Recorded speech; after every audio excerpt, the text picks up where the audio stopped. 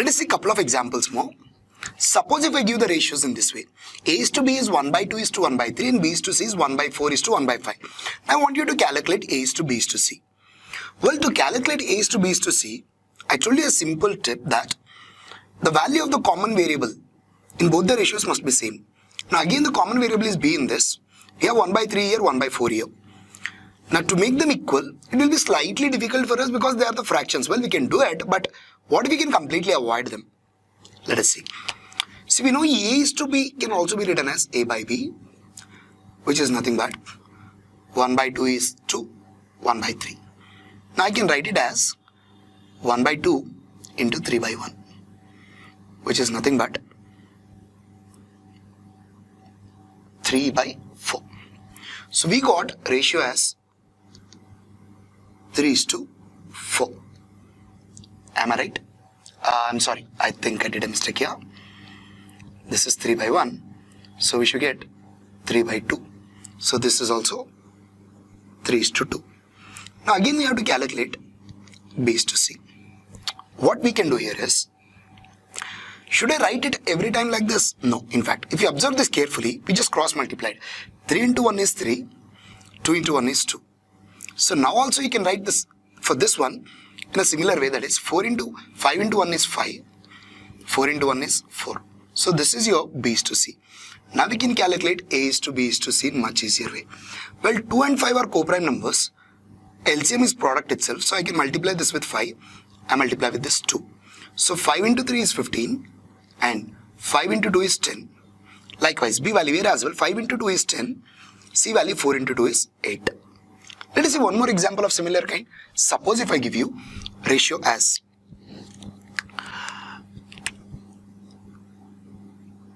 A is to B as, let's say, 2 by 3 is to 4 by 5. And I'll take B is to C as 3 by 5 is to 6 by 7. Now what we need to calculate? Again A is to B is to C. Now let us simplify them and write A is to B. We know that we just have to cross multiply. What do we get? 5 2s is 10 and here 3 4s is 12. In this case 7 3s is 21. In this case 5 6 is 30. Now what we have to do? 12 is there, 21 is there. Find the LCM of 12 and 21. You can use the factorization method or you can directly. So 21 into 2 is 42, is not divisible by 12. 21 into 3, no. 21 into 4, that will be 84, right? So 84 is the LCM of 12 and 21. To convert this 21 into 84, I have to multiply 21 with 4. Now 12 I have to convert it into 84, so I have to multiply with 7. Now what we need to do? Directly A is to B is to C. Now A value 10 into 7 70, B value 12 into 7 84. Here also 21 into 4 is 84, that is the B value. C value 30 into 4 120. Well, I think I must have done a mistake here because we are getting still 2 common here. If I do this, 35 is to 42 is to 60. I divided everything with the 2. So that is my final answer. So if I come back to this one, 3A is equals to 4B equal to 5C. So to calculate A is to B is to C, what we need to do? First we need to calculate what is A is to B and B is to C. Now A is to B in this case.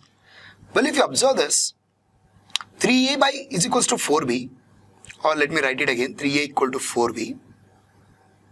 What do we do? I'll send B this side. I'll get A by B equals to, here I'll have 4 here and 3 will come this side. 4 by 3. Likewise, using these two, I can calculate B by C. We have 4B equal to 5C.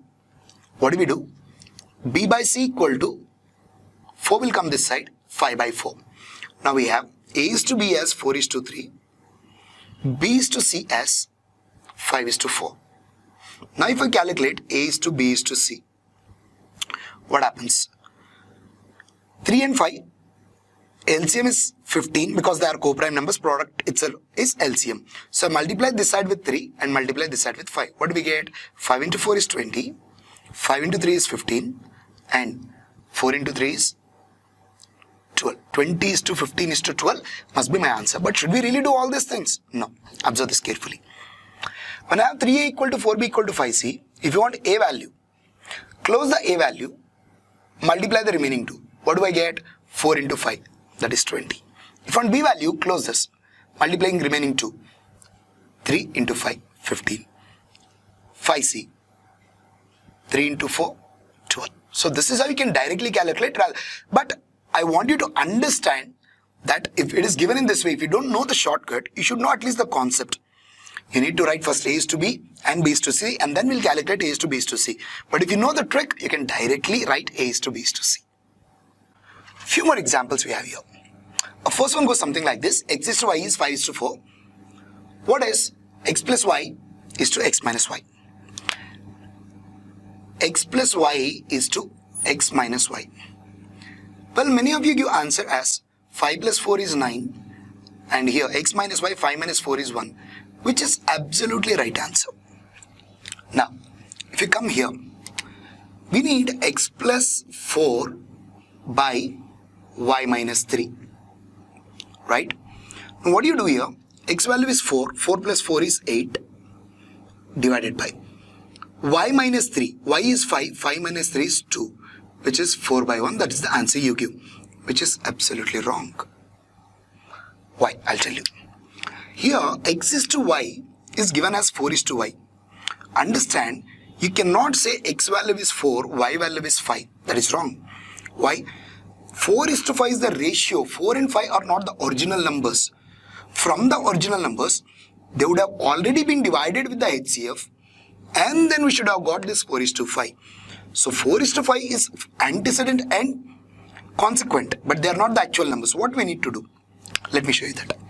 Now, when you have x is to y is 4 is to 5, this is actually, let us consider it as 4a and 5a, where a is the HCF, which is already removed. Now, if you applied in the above equation, x by 4 divided by y minus 3. What is x value? 4a plus 4 divided by, what do I have here? Y minus 3. Y is 5a minus 3. What can you do further? In fact, nothing. That's the end. That's the dead end. So what is the answer? Answer is cannot be determined. You cannot calculate further. But well, in this case, I told you that is right answer. Yes, absolutely right answer. Let us check what is happening there. As I told you, x is to y is 5 is to 4. This is the ratio. Original values of x and y will be some 5a and 4a, where a is the HCF of original x and y. Now, what do we want? X by y divided by x minus y. X plus y divided by x minus y. X plus y. 4a plus 5a plus 4a is 9a divided by x minus y. 5a minus 4a is 1a. If you cancel, we will get again 9 by 1. We got the same answer. Well, you must be wondering now what is happening here and what is happening here. Why we are getting the answer, but why not here? Well, let me explain that to you now. Since we do not have the values of x and y, they are just the ratios. If every term in the question is in terms of x and y, then you will definitely get the answer, because this common part HCF will get cancelled at the end point for sure. But well, in this case, we have x and y, but there are some extra terms, 4 and 3. We do not know the relationship between 4, 3 and x and y. So you cannot cancel the value of a here. That is the reason you do not get the answer. What is happening? If everything is in terms of x and y, and you know the relationship between x and y here, that's why you can cancel the a. But here we do not know the relationship between x, y and 4 and 3. X and y are related, but 4 and 3, how they are related with x and y, we do not know. So if you want the answer, everything must be in terms of x and y. Well, in this case, let us check, can we get the answer? Yes, of course, because if you see, everything is in terms of x and y. So can we do that? Yes. Now if you want, you can directly apply the x value as 5, y value as 4. And let us go with the traditional method. You want, and let us consider this value as 5a and this as 4a. So x square minus y square divided by x square plus y square. X square, what do we get? 5a square, that is 5 square is 25, a square is a square only, minus 4a square. Y square means 4a square, that is 16a square. Divided by x square again 25 a square plus 16a square. If you solve this, what do you get? 25 plus 16, that is 35, and 41a square. Here, I'm so sorry, this is minus, right? We should get 9a square. 25 minus 16 is 9a square. In this case, 41a square. Again, a square get cancelled. My answer is 9 by 41. Well, should I have to use the a here? In fact, no. Check this out. X square minus y square divided by x square plus y square. What is x? 5. 5 square 25 minus y 4. 4 square 16 divided by, again, x square 25 plus y square 16 will get 9 by 41. As long as everything is in terms of x and y, you can directly apply x value as 5, y value as 4, and you'll definitely get the answer. But if there are any other terms apart from x and y, like 4 and 3 here, you will never get the answer, and the answer is cannot be determined. Let us see 2 more examples in ratios. Suppose if you have something like this, there are 3 numbers a, b, and c. Sum of the numbers is 98, and ratio of the first to second is 2:3, and ratio of second to third is 5:8. Now what are the numbers? Let us see. Well, you know that a is to b is given, b is to c is given, means we can calculate a is to b is to c. What do we do here? A is to b is to c. Well, a is to b is 2:3 and 5:8. Common variable b. Values 3 and 5. Co-prime. Product itself is the LCM. So multiply with 5 here, multiply with 3 here. What do we get? 5 into 2, 10. 5 into 3, 15. And here also 5 into 3, 15, that is b value. C value 8 into 3 is 24. Now what do we want? A value, b value, and c value. Now we have the ratio as 10 is to 15 is to 24. Then a value will be 10 parts out of, what is the total? 10 plus 15 plus 24 is 49. So a is a 10 out of every 49. Now we also know that a plus b plus c, together they are 98. So a value is a 10 by 49 of 98. So 49 into 1, 49 into 2, that is 20. Again b value, 15 out of 49 of 98. Again you'll get the same value, 49 into 1, 49 into 2. 15 into 2 is 30. In fact, 2 itself is their HCF. So c value you can directly tell. Here it is 24. 24 into 2 is 48. That is the value of A, B and C. Suppose if I have problem something like this. What does it say? The ratio of the students in 3 classes is 2:3:5. Now, if 20 students are increased in each class, ratio becomes 4:5:7. Now, we have to calculate the number of students in the class either before increase or after increase. Doesn't matter. We shall see both. I'm repeating the question one more time. The ratio of the students in a class is 2:3:5. If 20 students are increased in each class, ratio becomes 4:5:7. Now we need to calculate the number of students in the class before increase as well as after increase. Now here 2:3:5. C1 is to C2 is to C3 is 2:3:5. Now remember, 2:3:5 is the ratio, but it is not the actual numbers. HCF must have been already removed from them. So let us consider X is the HCF. So actual number of students in C1 will be 2x, here it will be 3x, and C3 will be 5x. Now if 20 students are added to the each class, the number of students in C1 will be 2x plus 20, here it will be 3x plus 20, and this it will be 5x plus 20.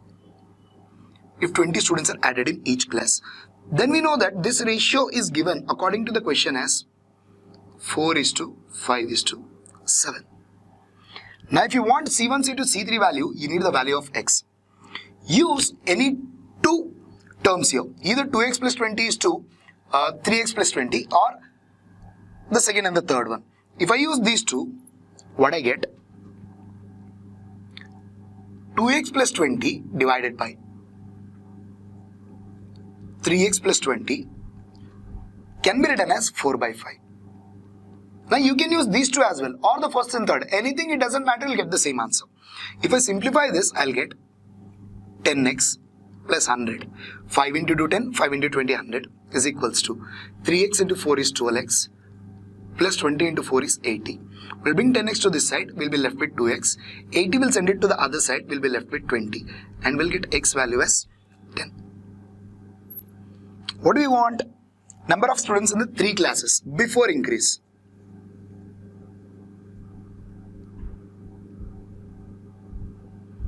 Before increase, C1 is 2x. This is before increase, this is after increase. So 2 into x value 10, 20, C2, 3x, 3 into 10, 30, and C3, 5x, 5 into 10, 50. If you want after increase, add a 20, 20, 20, 20 to the each class. So if you want to calculate after increase, we'll get C1 is equals to 20 plus 20. 20 students increased in each class, this becomes 40. C2 will be 30 plus 20, that is 50. C3 will be 50 plus 20, that should give us 70. Or you can even ask you to calculate total number of the students before increase and total number of the students after increase. Before increase is 20 plus 30, 50 plus 50 is 100. After increase will be 100 plus 60, altogether 160. So this is how we can deal with the questions based on the ratios.